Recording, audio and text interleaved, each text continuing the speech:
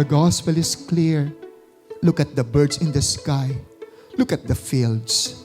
How God would feed, would clothe them, that even the robe of Solomon will not be able to. Hindi mo pwedeng ikumpara, sapagkat di hamak mas maganda ang mga ligaw na bulaklak, and how God provides for them. Because for a person who trusts, then everything he knows will be supplied.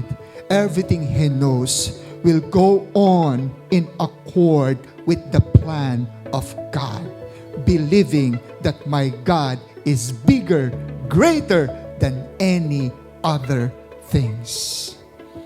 Confidence and trust in the God who sends.